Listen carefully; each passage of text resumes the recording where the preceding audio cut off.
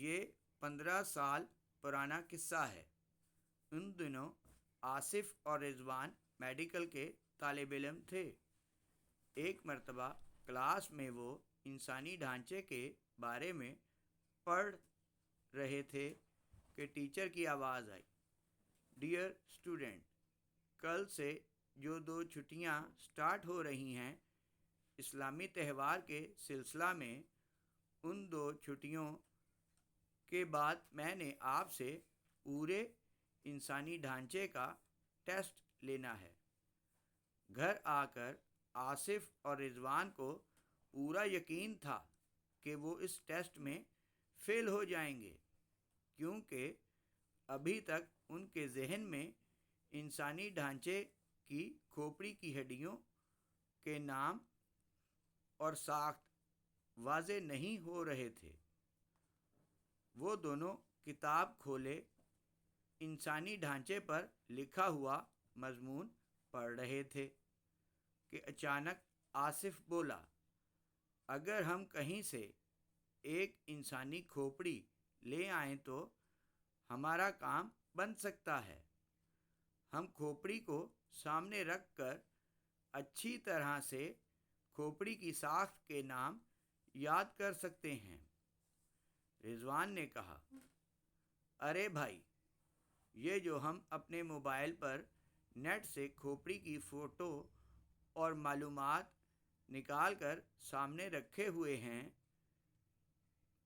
کہ اس سے بات نہیں بن سکتی؟ آصف نے جواب دیتے ہوئے کہا، مستقبل کے ڈاکٹر رضوان صاحب، ہاتھ میں پکڑی ہوئی چیز کی بات ہی کچھ اور ہوتی ہے۔ مانا کہ نیٹ پر سب کچھ ہے، مگر یہ صرف موبائل کی اسکرین کی حد تک ہے۔ تم میری بات پر غور کرو، تم کو سمجھ آ جائے گی کہ جب ہم کھوپڑی کو اپنے ہاتھوں میں پکڑ کر اس میں موجود ہڈیوں کی ساخت پر غور کریں گے تو ہم کتنی آسانی سے اپنا ٹیسٹ یاد کر سکتے ہیں۔ اس ٹیسٹ میں ہم دونوں کو اچھے نمبر لینا لازمی ہیں، ورنہ 2 ماہ قبل جو ٹیسٹ ہوا تھا اس میں بھی ہمارے کم نمبر آئے تھے، اور ٹیچر ڈاکٹر ایاز صاحب ہم پر سخت ناراض ہوئے تھے۔ آصف کی تقریر سننے کے بعد رضوان بھی اس بات پر مان گیا کہ اگر کسی جگہ سے کھوپڑی مل جائے تو ان کو واقعی بہت آسانی ہو جائے گی۔ اپنا ہونے والا ٹیسٹ کلیئر کرنے میں چند منٹ بعد رضوان نے اپنا موبائل پکڑا اور اس کا انٹرنیٹ بند کرتے ہوئے بولا، تو ڈاکٹر آصف صاحب، یہ کھوپڑی وغیرہ بازار میں تو فروخت ہوتی نہیں، تو میرے سویٹ دوست یہ آئے گی کہاں سے؟ آصف بولا، بھائی، اس بات کا تو یہی حل ہے کہ شہر سے باہر جو قبرستان ہے اس کے گورکن سے رابطہ کیا جائے، وہ میرا تھوڑا بہت واقف بھی ہے۔ یہ میں کل چھٹی کے دن کر لوں گا، کل شام کو ملوں گا، بلکہ تم ایسا کرنا، کل شام کو آ جانا، ہم اکٹھے ہی چلیں گے۔ دوسرے دن شام کو رضوان اور آصف اپنی بائک پر شہر سے باہر والے ایک قبرستان میں جا پہنچے ہیں، جہاں کا گورکن آصف کا واقف تھا۔ تھوڑا بہت گورکن کا مکان قبرستان کے ساتھ ہی تھا۔ جب آصف کے دستک دینے پر اس نے دروازہ کھولا تو آصف کو دیکھ کر وہ پہچان گیا اور بولا، خیر تو ہے نا آصف بابو، آج کیسے آنا ہوا؟ کہیں کوئی فوتگی؟ آصف نے اس کی بات کاٹتے ہوئے کہا، نہیں نہیں قمردین صاحب، ہمارے ہاں کوئی فوتگی نہیں ہوئی اور سب خیر خیریت ہے، بس تم سے کچھ کام پڑ گیا تھا۔ کیا ہم یہاں ہی کھڑے رہیں گے؟ ارے نہیں بابو جی، آپ اندر آ جائیں، آج تو ویسے بھی میں اکیلا ہوں، میرے بیوی بچوں کے ساتھ اپنے والدین کے گھر گئی ہوئی ہے۔ گورکن یہ کہتا ہوا ان دونوں کو اپنی سادہ سی بیٹھک میں لے آیا۔ جیسے ہی وہ چارپائی پر بیٹھے، گورکن ان کے منع کرنے کے باوجود بوتل لینے گھر کے اندر چلا گیا۔ کچھ دیر بعد وہ نمودار ہوا تو اس کے ہاتھ میں پکڑی ہوئی ٹرے میں 1.5 لیٹر کی مشروب کی بوتل، پلیٹ میں نمکو اور 3 گلاس ان کو نظر آئے۔ بوتل پینے اور تھوڑا سا نمکو کھانے سے فارغ ہو کر آصف اپنے مطلب کی بات پر آ گیا۔ پہلے اس نے رضوان کا تعارف کروایا، پھر اپنے میڈیکل کالج میں پڑھنے کا بتایا، اور پھر اصلی بات پر آ گیا۔ جب اس نے گورکن سے کہا ہم کو ایک انسانی کھوپڑی چاہیے، تو گورکن نے چونک کر ان دونوں کی طرف دیکھا۔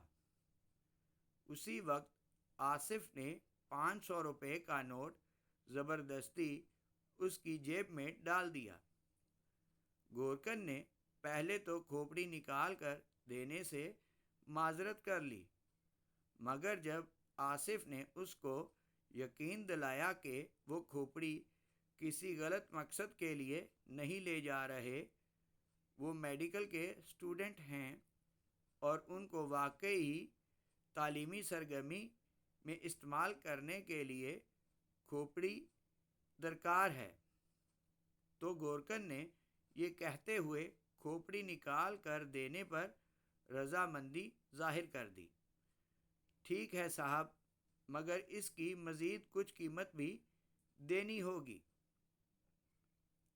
آصف نے مزید 500 روپے اس کو دیے تو اس نے ان کو رات 10 بجے آنے کا کہا۔ وہ واپس چلے آئے۔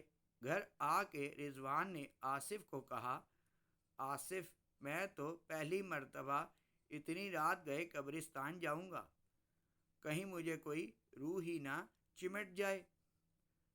تو آصف ہنستا ہوا بولا، ابے گامڑ، تو میں کیا روز رات کو قبرستان جاتا ہوں؟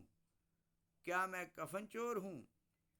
تم گھبراؤ نہیں، گورکن ہمارے ساتھ ہوگا۔ رات 9 بجے کے قریب آصف نے گھر والوں سے بہانہ بنا کر 2 گھنٹوں کی اجازت مانگی کہ ان کا ایک دوست بائک سے گر کر زخمی ہو گیا ہے اور وہ اسے اسپتال دیکھنے جا رہے ہیں، ساتھ رضوان بھی ہوگا۔ اگرچہ ابا جان نے اس کو اجازت دے دی، مگر ان کی آنکھوں میں شک کے سائے واضح طور پر دیکھے جا سکتے تھے۔ خیر صاحب، وہ گھر سے نکلا تو ہلکے بادلوں میں بجلی رہ رہ کر چمک رہی تھی۔ رضوان کو ساتھ لے کر وہ جب شہر سے باہر بڑھے، قبرستان کی سڑک پر مڑے تو موسم ہلکی ہلکی ہوا چلنے اور بجلی چمکنے سے مزید پراسرار ہو گیا۔ قبرستان سے قریب ہی گورکن کا مکان تھا۔ گورکن کو ساتھ لیا۔ گورکن نے کھودنے والی کدال اور ٹارچ ہاتھ میں پکڑی ہوئی تھی۔ قبرستان کے گیٹ میں داخل ہوتے ہی جب بجلی چمکی تو ایک لمحے کے لیے ان کو قبروں کی طویل قطار نظر آئی۔ تب ان دونوں کے دل خوف سے دھڑک اٹھے اور جسم میں خوف کی لہر دوڑنے لگی۔ رضوان نے ایک لمحے کے لیے سوچا کہ وہ واپس چلا جائے، مگر پھر دوست کے ساتھ ہونے کا حوصلہ پا کر وہ بھی آگے بڑھتا گیا۔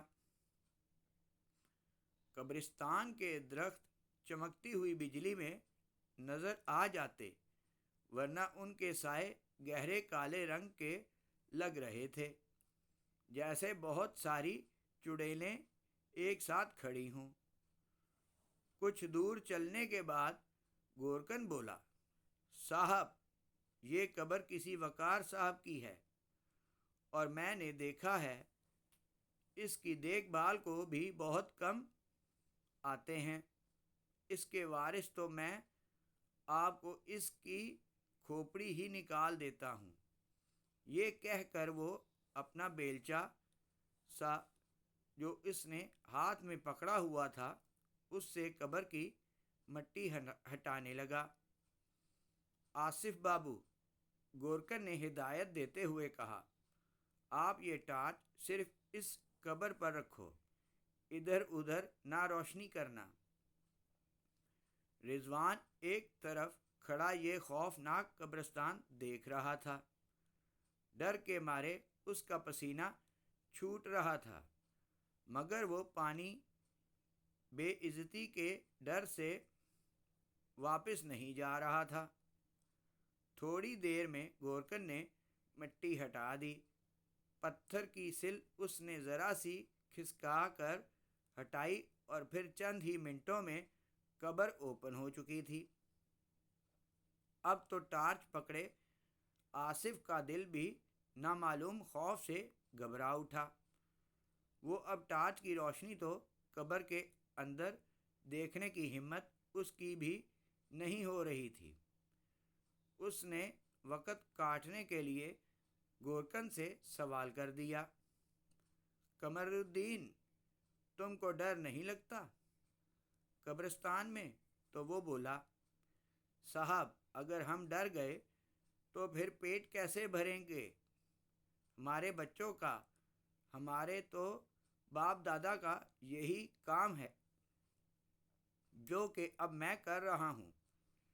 کچھ دیر بعد گورکن نے جب اپنا ہاتھ قبر سے نکالا تو اس کے ہاتھ میں خربوزے کی طرح پکڑی ہوئی کھوپڑی دیکھ کر رضوان آصف بھی گھبرا گیا۔ گورکن نے اپنی جیب سے کپڑے کا کالا تھیلا نکالتے ہوئے انسانی کھوپڑی کو اس میں خربوزے کی طرح ڈال دیا۔ پھر وہ تھیلا ایک سائیڈ پر رکھ کر قبر کو بند کرنے لگا۔ کچھ وقت کی محنت کے بعد قبر بند ہو گئی۔ تب گورکن نے مٹی پھر سے قبر پر ڈالی اور ہاتھ جھاڑتا ہوا کہنے لگا، یہ لو صاحب اپنی مطلوبہ چیز۔ آصف اب اس تھیلے کو ہاتھ میں پکڑتے ہوئے بھی گھبرا رہا تھا، مگر حوصلہ کر کے اس نے تھیلا جیسے ہی پکڑا تو اس کو لگا جیسے اس کی اپنی زندہ سلامت کھوپڑی جو اس کے کاندھوں کے اوپر تھی اس میں گرمی سی بھر گئی ہو۔